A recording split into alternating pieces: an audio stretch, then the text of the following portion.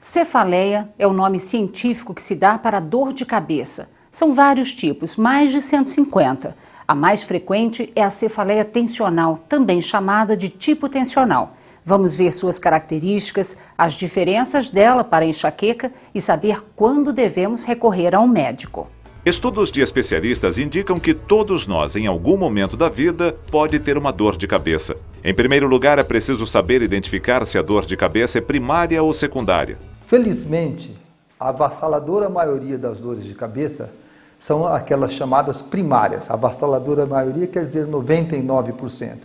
Primárias quer dizer que nós não temos uma lesão cerebral orgânica por trás delas, mas elas se devem a pequenas alterações na química cerebral. Alterações cerebrais orgânicas são tumores, aneurismas, AIDS, etc.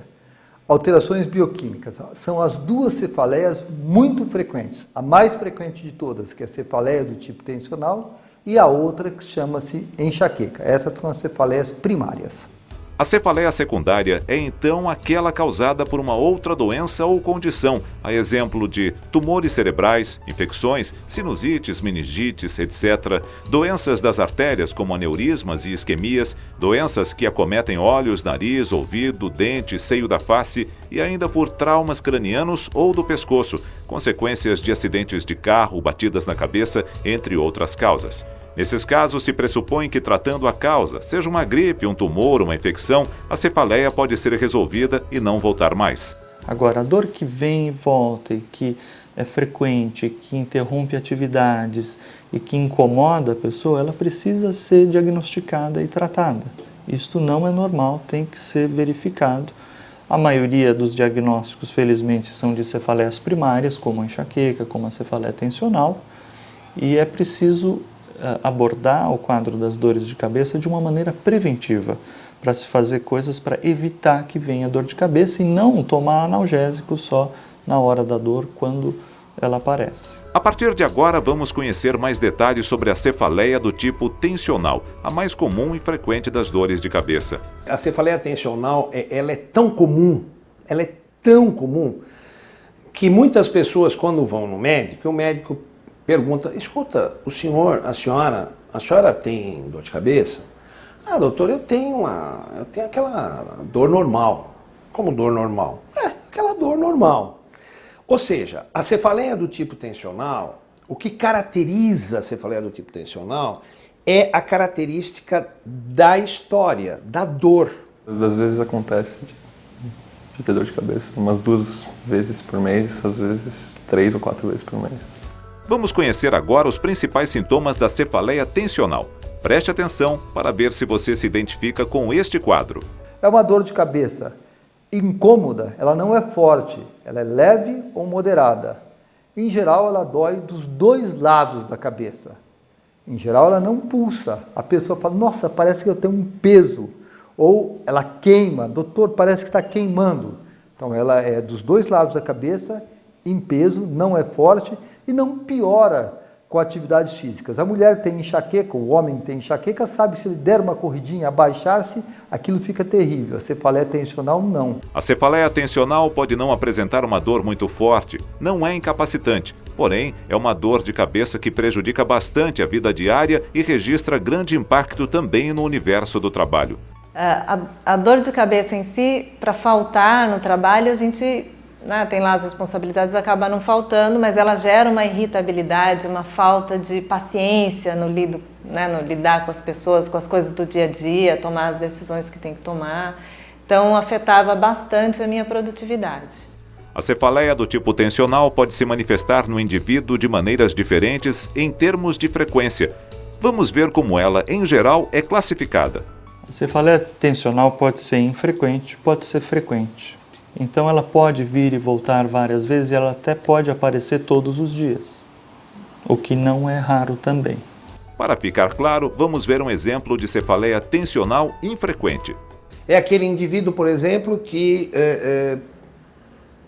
chegou em casa, foi para o sofá, deitou no sofá, ficou assistindo um programa na televisão e dormiu no sofá, meio uma postura viciosa, etc.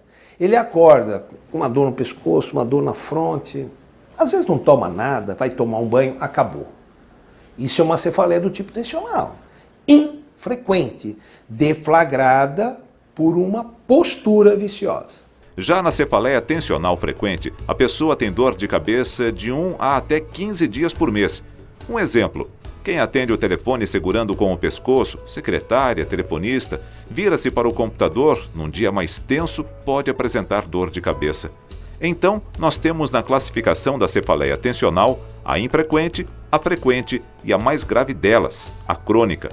A cefaleia tensional crônica é quando o indivíduo apresenta dor de cabeça por mais de 15 dias por mês. Há casos, inclusive, em que a pessoa nem sabe mais como é viver sem dor de cabeça. Tem cefaleia todo dia. É importante saber diferenciar com clareza a cefaleia tensional da enxaqueca, que é a segunda mais frequente cefaleia primária. Observe: tipo de dor: cefaleia tensional, em peso ou aperto, enxaqueca, pulsátil, latejante. Localização: cefaleia tensional, bilateral, enxaqueca, unilateral. Intensidade: cefaleia tensional, leve a moderada, enxaqueca, moderada a severa. Piora com atividade física. Cefaleia tensional, em geral, ausente, enxaqueca, presente.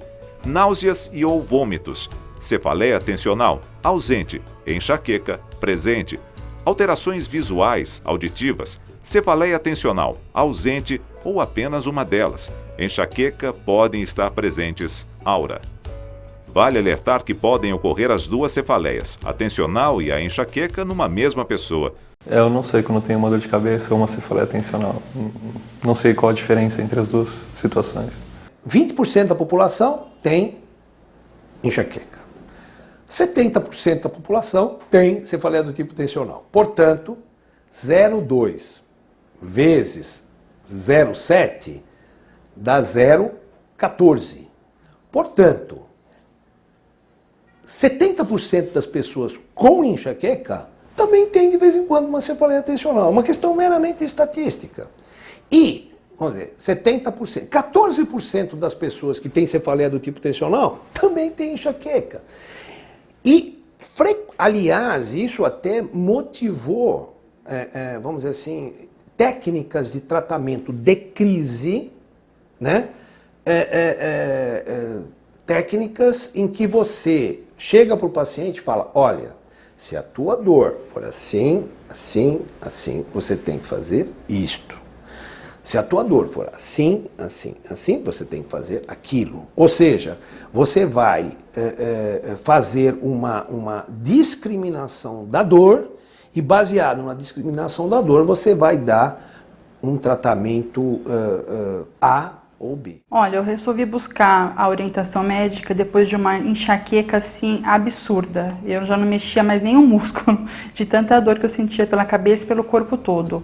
Dentre as cefaleias primárias, portanto, destacam-se cefaleia tensional, enxaqueca, cefaleia em salvas ou em pontadas, entre outras. As cefaleias em pontadas também não tem um problema maior, só se elas ficam muito frequentes.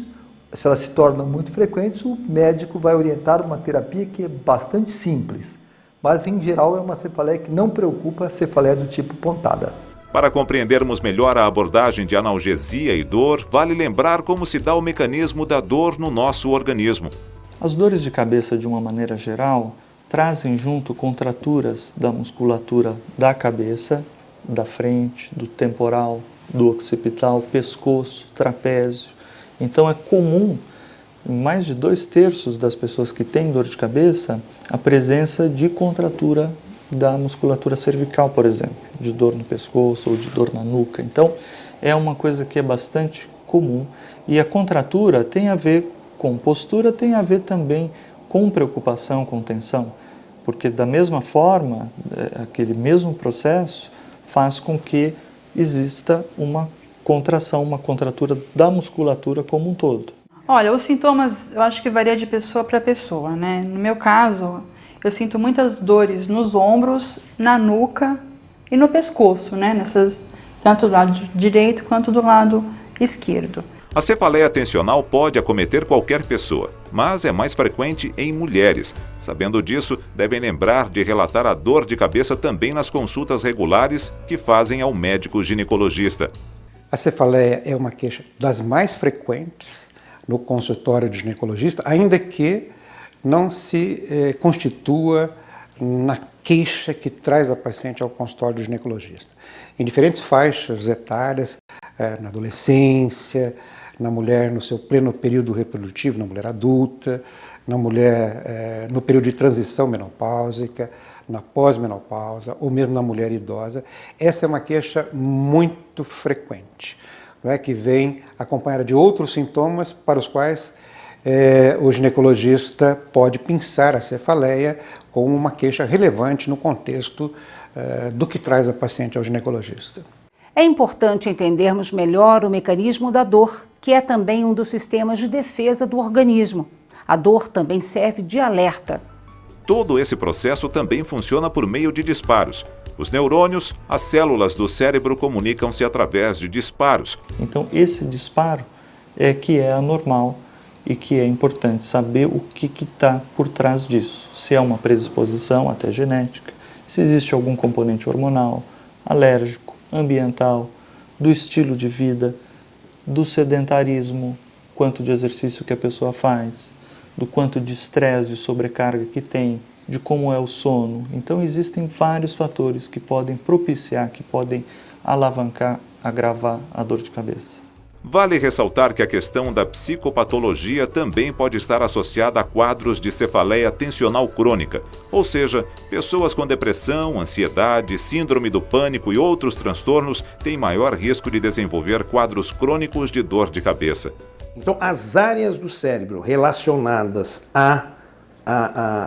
aos aspectos emocionais têm importantes relações com os sistemas supressores.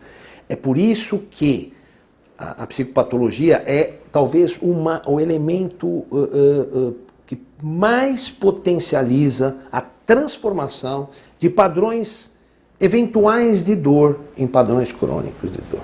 Toda vez que há uma mudança no patamar da dor, por exemplo, de eventual para crônica, em geral, a própria pessoa não consegue detectar o fator deflagrador. Quer dizer, veja, ela não sabe por que o fator deflagrador, ela não consegue identificar. É diferente daquele indivíduo que dormiu de mau jeito e acordou com dor. É óbvio, dormir de mau jeito está me doendo o pescoço, etc. Ou a secretária que está lá com o pescoço torto segurando o telefone. Não, as pessoas com uma dor crônica, como a cefaleia do tipo tensional crônica e outras, ela frequentemente não consegue mais saber o deflagrador. Qual é o problema? O problema não é nem no estímulo e nem na resposta, é na modulação. Quer dizer, os sistemas que controlam a dor, e existem hoje, a gente sabe quais são os locais do cérebro em que isso acontece, quais são os locais do cérebro que estimulam a inibição do fenômeno doloroso, essas áreas não estão funcionando. Nesse processo todo, a ansiedade exerce um papel importante. Pode ser um agente complicador no desencadeamento de crises de cefaleia. Vamos ver uma explicação sobre como isso ocorre. Como é que ocorre no cérebro esse fenômeno? A gente vive sempre no agora, a gente sempre vive neste segundo. Só que a gente tem memória do passado e a gente tem a antecipação, o planejamento do futuro. Então, quando você traz uma informação do futuro, uma preocupação, uma antecipação para o momento do agora, aquilo para o organismo passa de fato a acontecer, a ocorrer. E ele vai responder dessa maneira, ou seja, ele vai acionar os sistemas de defesa e vai disparar o sistema de dor por conta disso. Por isso que as preocupações, a ansiedade, a tensão, as sobrecargas têm tanto a ver com o desencadeamento das dores de cabeça. Da mesma forma, os problemas do passado, os eventos de vida traumáticos ou os problemas que não são resolvidos do passado. E isso, sendo trazido para o presente, também desencadeia crises e é um motivo também de piora das crises. O diagnóstico da cefaleia é fundamental para livrar o paciente da dor E o passo mais importante na detecção da doença é a chamada anamnese, ou seja, ouvir o paciente, analisar o relato, a história de quem sofre de dor de cabeça. O médico examina a pessoa, tira a história e a pessoa conta isso. Aí ele vai fazer a segunda parte, que é examinar a pessoa, para ver se ela tem, obviamente, alguma coisa. É evidente, né? A pessoa pode ter uma dor com essas características que está com 39 de temperatura, por exemplo, e com a nuca meio rígida. Ele não vai falar que é uma cefaleia do tipo tensional, obviamente.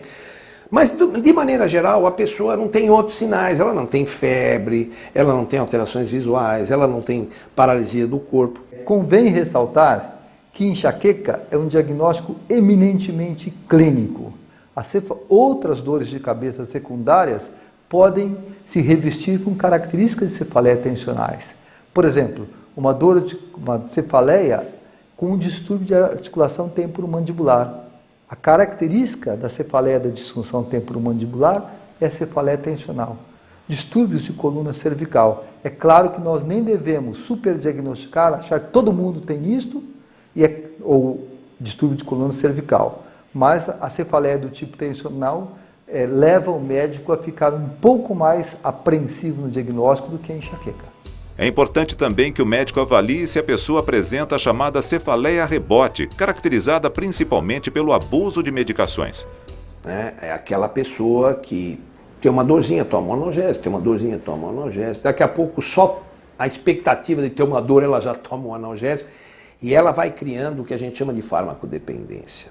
Ela vai criando um fenômeno muito grave chamado tolerância à dependência, em que a dor é tratada pelo analgésico e se o indivíduo não toma o analgésico, ele passa a ter dor. É um círculo vicioso. É comum a pessoa que toma ergótico composto com isometepteno acordar de madrugada para tomar um remédio. Acorda com dor de cabeça. A falta da substância já leva a dor. Isso é cefaleia do tipo rebote.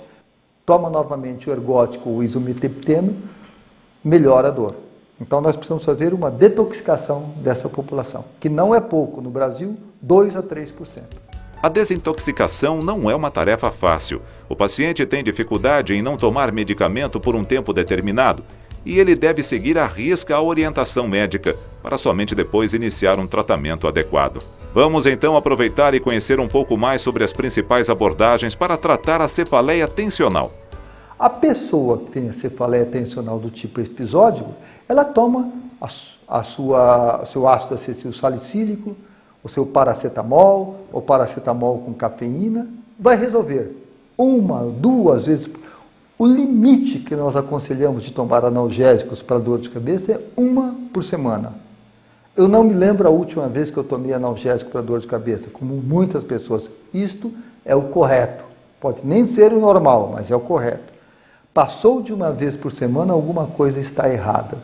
Então, esses da cefaleia tensional episódicas, analgésica. Cefaleia tipo tensional episódica frequente ou crônica demandam cuidados mais específicos. Aí, nós temos nós temos 3 modalidades de intervenção, toda a medicina.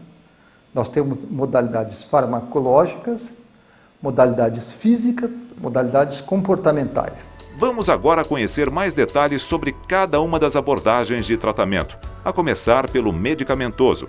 Então, existem medicamentos, existem remédios que são muito eficazes para o tratamento, existem também orientações, medidas não medicamentosas, medidas que podem ser físicas, como exercícios físicos, que podem ser de trabalho na esfera mental, diminuindo a preocupação, acionando mais o relaxamento, trabalhos também posturais.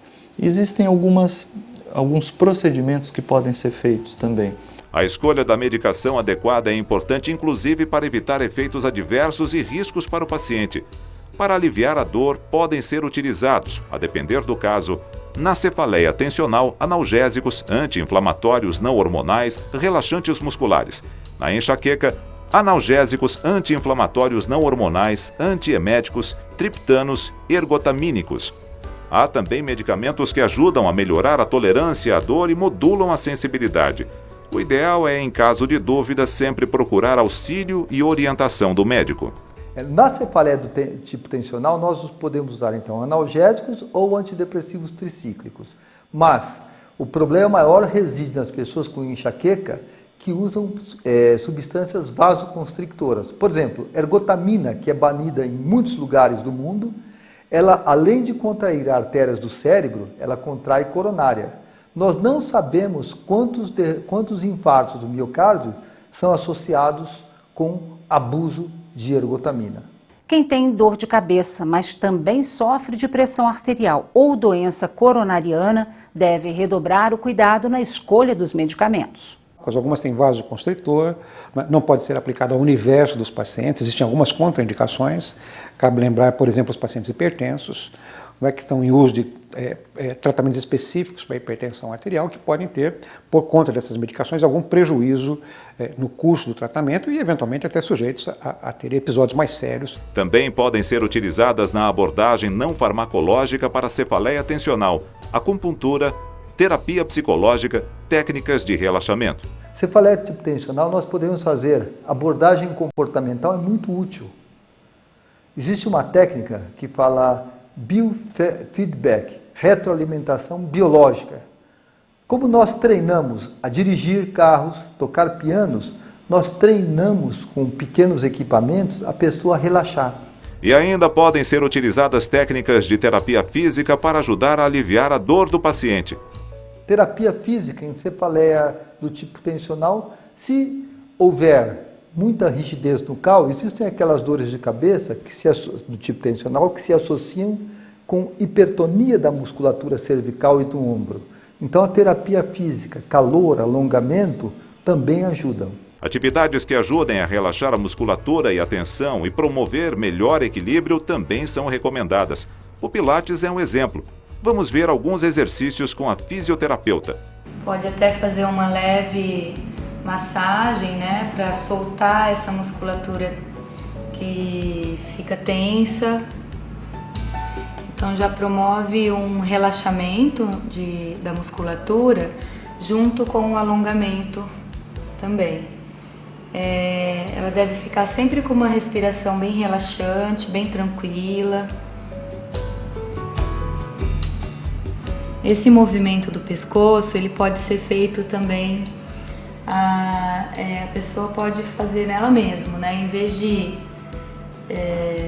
eu estou fazendo aqui passivo, e ela pode ela mesma fazer esse alongamento. O Pilates, ele já requer um ambiente que naturalmente te leva para um ambiente de harmonia, né? Então você trabalha a respiração, você trabalha equilíbrio, você trabalha a postura. E aí, com essa postura, você começa a adquirir a consciência postural. É importante termos consciência de que dores de cabeça podem ocorrer em qualquer idade. Ainda que a enxaqueca, a cefaleia tensional, tem uma prevalência bem mais elevada nas fases produtivas da vida, entre os 18 e 55 anos, elas também são muito comuns em crianças e nas fases mais adiantadas da vida. Em criança, a grande maioria das dores de cabeça de crianças é enxaqueca. Todos os profissionais da área médica e de saúde devem estar atentos às cefaleias, pois são uma queixa comum. É muito comum também a dor de cabeça aparecer junto ao ginecologista, junto ao psiquiatra, ao endocrinologista, porque a enxaqueca é parte muito frequente do problema de vida de muitas pessoas. Então é importante que as pessoas que sofrem com dor de cabeça que possam levar isso aos médicos para que seja feito um diagnóstico correto e que seja feito um tratamento para que melhore a qualidade de vida da pessoa. O ginecologista consegue, como sendo médico de atenção primária à saúde da mulher, identificar, contextualizar e fazer o diagnóstico correto no mais das vezes. Em situações de dúvidas ou quando alguma causa mais relevante para explicar a cefaleia possa estar embutido, a concorrência a contribuição de uma consulta especializada é sempre muito oportuna, e o ginecologista naturalmente está bem instrumentado a selecionar casos que possa trazer para si a responsabilidade do correto diagnóstico ou do tratamento, ou da conveniência do encaminhamento dessa paciente para o correto diagnóstico e procedimentos terapêuticos. O conhecimento é um grande aliado da saúde. Procure obter mais informações no núcleo de saúde de sua cidade, mas já aproveite e anote algumas dicas. Sociedade Brasileira de Cefaleia, site www.cbcefaleia.com, fone 0 operadora 16 3662 1774. Academia Brasileira de Neurologia, site www.abneuro.org. Associação de Obstetrícia e Ginecologia do Estado de São Paulo, site www.sogesp.com.br. Núcleo de Neurologia do Hospital das Clínicas da Faculdade de Medicina da Universidade de São Paulo, site www.hcnet.usp.br. Núcleo de Neurologia da Sociedade Beneficente Israelita Brasileira Hospital Albert Einstein, site www.einstein.br. E o livro Dor de Cabeça, O que ela quer com você, do neurologista Mário Pérez, editora Integrare, um guia sobre o tema. É preciso recorrer ao médico quando você nunca teve uma dor de cabeça e ela aparece, ou se sua dor de cabeça muda, se altera. É importante sempre obter o diagnóstico com o médico, afinal, como vimos, há muitos tipos de cefaleias. Se for secundária, é preciso descobrir a doença de base. Se for primária, a mais comum é a cefaleia tensional, que pode e deve ser tratada de forma adequada para ter uma vida livre de dor de cabeça.